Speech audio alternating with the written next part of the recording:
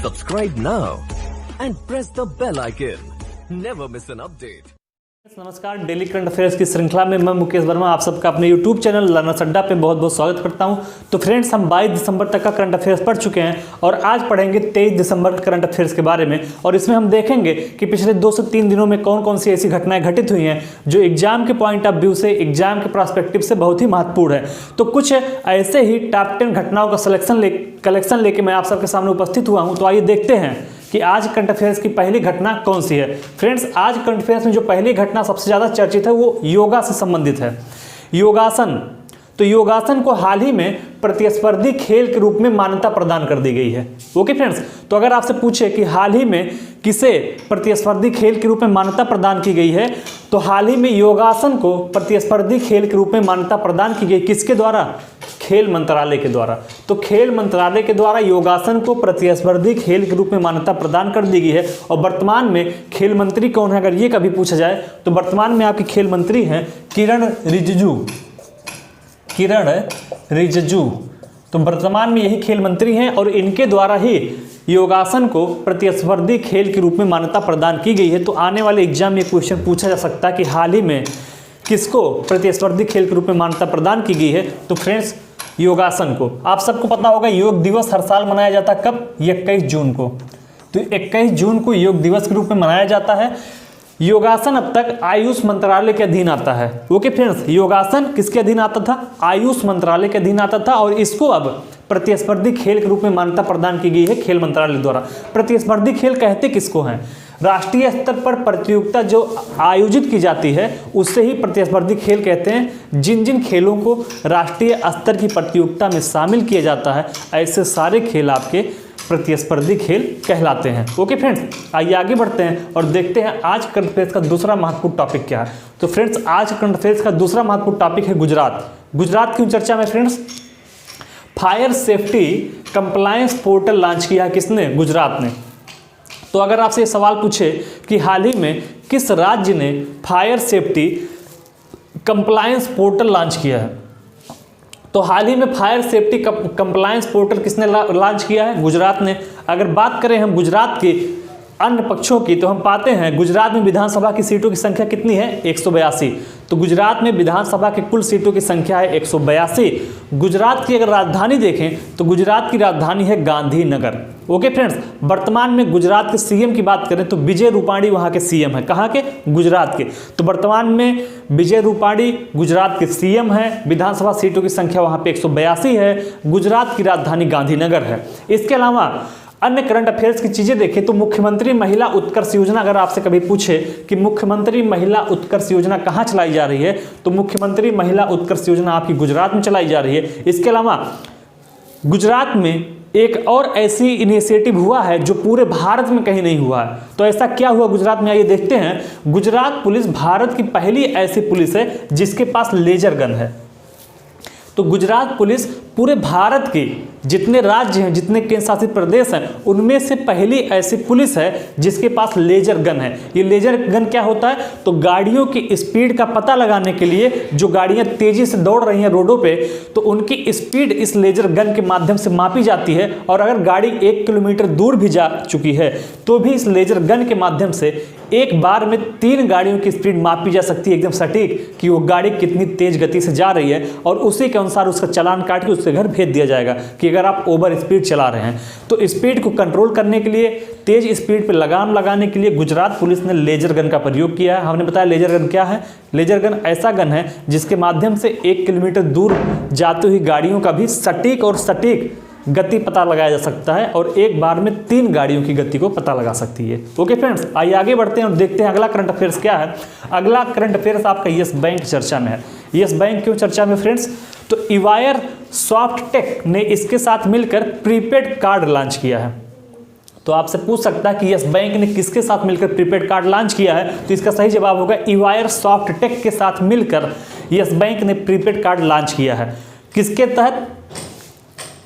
तो prepaid mission के तहत इसने यह लॉन्च किया है। कौन सा? इवायर सॉफ्टटेक। ने इसके साथ मिलकर प्रीपेड कार्ड लॉन्च किया है। इसके अलावा अगर बात करें यस बैंक की स्थापना की, तो यस बैंक की स्थापना कब हुई थी? 2004 में। अगर कभी आपसे पूछे कि यस बैंक की स्थापना कब हुई थी, तो यस बैंक की स्थापना 2004 में हुई थी। हेडक्वार्टर इसका कहाँ पे है? मुंबई में। तो हेडक्वार्टर इसका मुंबई में है, स्थापना हुई थी 2004 में, और वर्तमान में इसके सीईओ अर्थात chief executive officer Prashant Kumar हैं।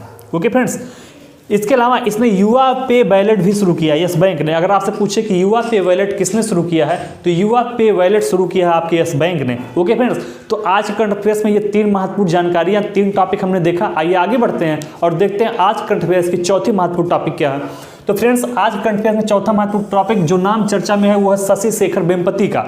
तो शशि शेखर वेम्पति हाल ही में चर्चा में है।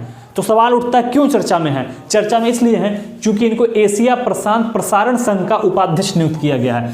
एशिया प्रशांत प्रसारण संघ का उपाध्यक्ष नियुक्त किया गया। तो अगर आपसे सवाल पूछे हाल ही में किस भारतीय को एशिया प्रशांत प्रसारण संघ का अध्यक्ष नियुक्त किया गया है, तो नाम है आपका शशि शेखर वेम्पति।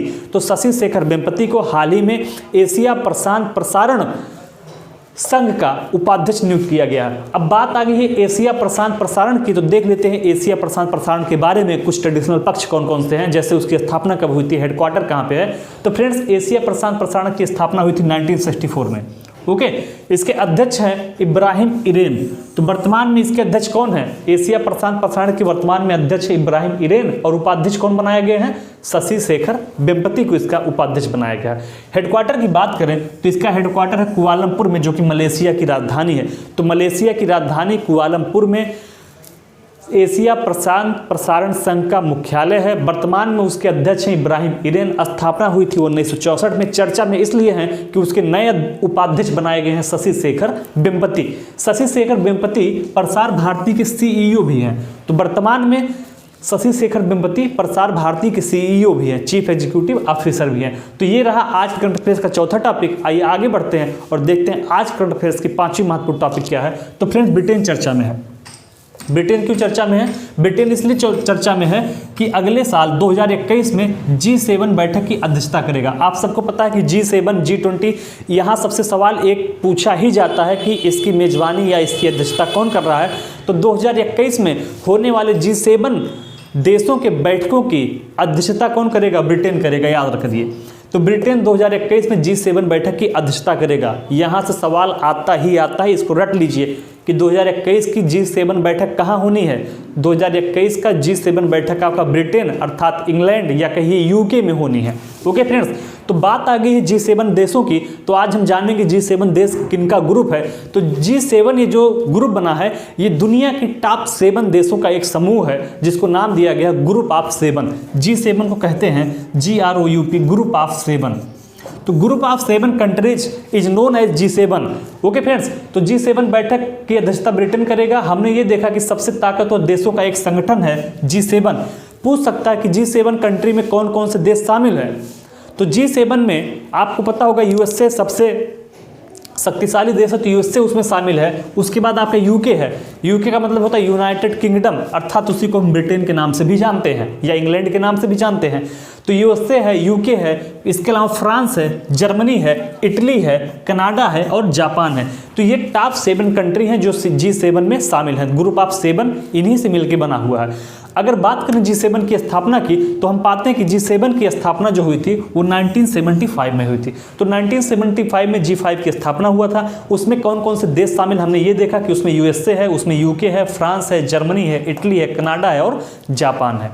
ओके फ्रेंड्स, तो अब की बार 2021 में G7 की बैठक कौन करेगा? ब्रिटेन। ये करंट की दृष्टि से बहुत ही महत्वपूर्ण है। आइए आगे बढ़ते हैं और देखते हैं आज के करंट अफेयर्स का 6वां महत्वपूर्ण टॉपिक क्या है। तो 6वां महत्वपूर्ण टॉपिक संबंधित है आपके रसिया से, जिसको हम कहते हैं USSR, सोवियत संघ। ठीक है, अगले 2 ओलंपिक, तो रूस ने अगले 2 ओलंपिक या अगले 2 साल के लिए सभी विश्व चैंपियनशिप में अपने नाम, ध्वज और राष्ट्रगान का उपयोग करने से प्रतिबंध लगा दिया है कि वहाँ के जो खिलाड़ी हैं वो ना रूस के नाम से, ना रूस के ध्वज तले और ना ही रूस के राष्ट्रगान का इस्तेमाल करेंगे। ऐसा क्यों किया है रूस ने? तो ऐसा इसलिए किया है क्योंकि रूस के जो खिलाड़ी हैं, जो एथलेटिक्स हैं, वो हर साल डोपिंग के मामले में पकड़ाते हैं और अक्सर देखा गया कि ओलंपिक के बाद वो लोग पकड़ाते हैं और मेडल वापस हो जाता है। इससे रूस की अपनी छवि खराब हो रही थी देश की, तो इसलिए उसने अगले 2 ओलंपिक या 2 सालों के लिए अपने नाम के, अपने ध्वज के और अपने राष्ट्रगान के उपयोग पर प्रतिबंध लगा दिया। किसके कारण? डोपिंग में पकड़े जाने के कारण, क्योंकि डोपिंग के मामले लगातार रूस में बहुत ज़्यादा बढ़ रहे हैं खिलाड़ियों के बीच में, तो इसीलिए प्रतिबंध लगाया है रूस ने। ओके फ्रेंड्स, तो आज करंट अफेयर्स में ये 6 टॉपिक हमने देखा। बाकी की जो बची हुई 4 और टॉपिक हैं, आइए उसको भी देखते हैं। तो फ्रेंड्स, अभी तक हमने 6 टॉपिक पढ़ा था करंट अफेयर्स का। बाकी के जो बचे हुए 4 और टॉपिक हैं, आइए उस पर भी अपनी चर्चा करते हैं। तो फ्रेंड्स, आज करंट अफेयर्स की 7वीं महत्वपूर्ण टॉपिक जो चर्चा में है, रिकार्डो रिको। तो रिकार्डो रिको एक साइकिलिंग के एथलीट हैं, इन पे प्रतिबंध लगा दिया गया है। कहाँ से? अब रिकार्डो रिको को साइकिलिंग खेल से आजीवन प्रतिबंधित कर दिया गया है। ओके, अगर पूछे आपको रिकार्डो रिको कहाँ के खिलाड़ी हैं, तो रिकार्डो रिको इटली के हैं जो कि साइकिलिंग करते हैं, तो इनको साइकिलिंग खेल से आजीवन प्रतिबंधित कर दिया गया है। अब बात आ गई साइकिलिंग खेल की, तो हम जानेंगे कि साइकिलिंग खेल का सबसे बड़ा जो प्रतियोगिता होती है वो कहाँ पे आयोजित की जाती है, किस नाम से की जाती है और किस जगह पे होती है, इन सारी चीज़ों के बारे में जानते हैं। तो फ्रेंड्स, साइकिलिंग खेल से जिससे प्रतिबंधित किया गया है, तो इसकी जो सबसे बड़ी रेस होती है, साइकिलिंग की सबसे बड़ी रेस कहाँ होती है? अगर आपसे कभी पूछे कि साइकिलिंग की सबसे बड़ी रेस कहाँ पे होती है, तो साइकिलिंग प्रतियोगिता की सबसे बड़ी रेस फ्रांस में आयोजित की जाती है। फ्रांस में होता है और इसको फ्रांस में किस नाम से जानते हैं? इसको टूर डे फ्रांस के नाम से जाना जाता है। इस प्रतियोगिता को, इस साइकिलिंग प्रतियोगिता को फ्रांस में टूर डे नाम से जाना जाता है और यह विश्व की सबसे बड़ी साइकिलिंग प्रतियोगिता होती है। कहाँ पे? फ्रांस में। अब बात आती है किस जगह पे होती है, तो यह आल्प्स पर्वत पर होती है। आल्प्स पर्वत अगर आपसे कभी पूछे कहाँ पे है, तो जानते रहिए फ्रांस में है।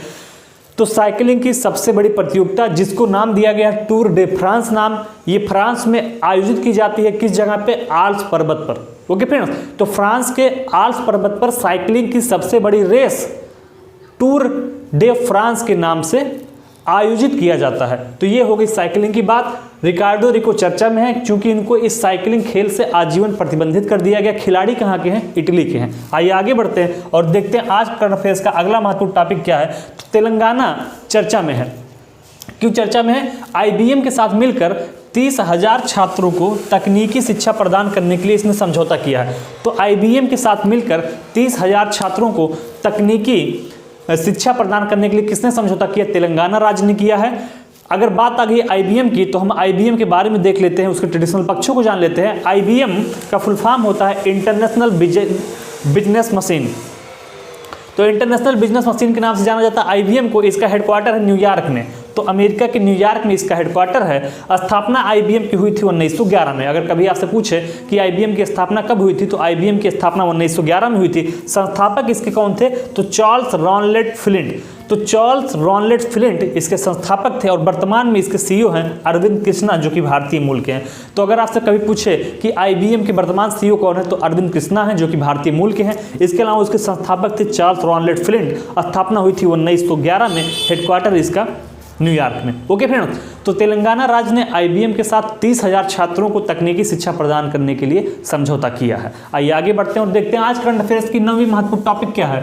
तो आज करंट अफेयर्स में 9वीं महत्वपूर्ण टॉपिक जयराम रमेश जी चर्चा में है। चर्चा में वो अपने एक पुस्तक के कारण है जिसको उन्होंने लिखा है और उसका नाम है the light of Asia, the poem that defined the Buddha.